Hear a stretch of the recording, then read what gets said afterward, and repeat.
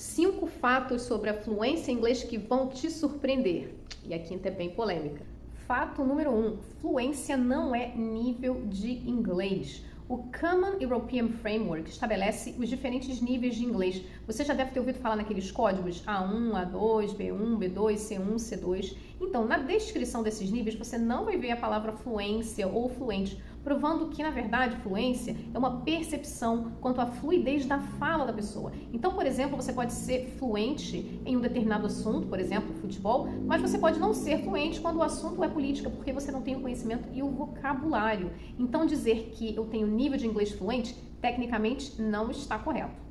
Fato número 2. Fluência não é igual a inglês avançado. Para você entender bem, é só você lembrar na sua própria língua portuguesa, né? Brasileiros que são nativos da língua portuguesa, né? Muitas pessoas que têm mais o hábito de usar o português coloquialmente podem não se sentir confortáveis para usar o português em situações mais formais, onde se exige, né, uma linguagem mais rebuscada, como meio acadêmico. No inglês é a mesma coisa, você pode ser fluente em inglês, falando coloquialmente com seus amigos, né, no trabalho, mas em uma situação onde exige um inglês mais avançado, né, mais formal, né, como eu já dei o exemplo do contexto acadêmico, você pode não conseguir. Então, o inglês avançado, ele tem estruturas mais avançadas e vocabulários mais rebuscados, né? E muitas pessoas podem não precisar desse tipo de inglês e podem se considerar fluentes, sim, porque elas conseguem manter uma conversação na sua necessidade do dia a dia. Fato número 3, você não precisa ser fluente em inglês para passar bem em uma entrevista de emprego. Você sabia que muitos recrutadores só querem saber se você consegue se comunicar com eficiência e se você tem conhecimento, né, técnico daquela área. Então, um bom intermediário com um bom treinamento e uma dosagem de Business English para mostrar a sua competência profissional consegue passar muito bem numa entrevista de emprego em inglês sem necessariamente ser fluente. Fato número 4, ter como objetivo a fluência em inglês pode te atrapalhar. Sabe por quê? Hoje em dia, a fluência em inglês se tornou praticamente um sonho de consumo, como, sei lá, uma coisa utópica que é muito difícil de se encontrar. Então, quando você estuda bastante tempo e olha para cima pensando na fluência que você quer atingir, você se sente muito longe desse objetivo e aí te desmotiva a continuar. O que você deve fazer é colocar objetivos, né, de curto prazo, que você possa medir, como, por exemplo, subir nos níveis de inglês e prestar atenção em quantos degraus você subiu, o quanto você conseguiu avançar na sua capacidade comunicativa e não ficar pensando se você um dia vai ou não se tornar fluente. E medir a sua comunicação de acordo com as coisas que você consegue fazer.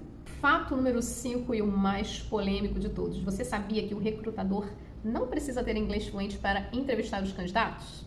Essa questão é muito polêmica. Mas a verdade é que se o profissional do RH não tiver necessidade de uso do inglês no dia a dia, ele precisa apenas ser capaz de fazer uma triagem e entender se o candidato minimamente consegue se comunicar em inglês e conforme o processo for, né, for avançando, for dando andamento, ele pode ter o inglês checado de maneira mais assertiva pelo profissional, né, o gestor responsável pela vaga ou até mesmo, né, a pessoa estrangeira para quem ele vai se reportar. Caso não haja na empresa nenhum profissional com nível de inglês para fazer essa avaliação assertiva, o pessoal do RH pode contratar uma empresa de consultoria ou mesmo um profissional para fazer essa avaliação.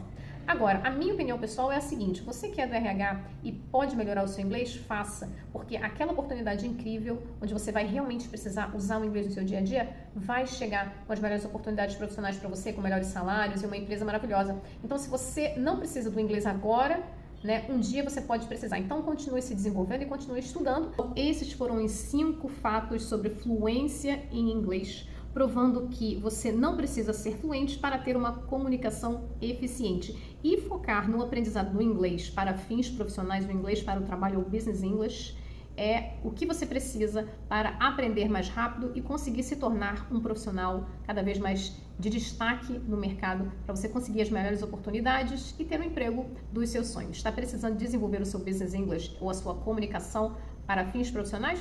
Conte comigo!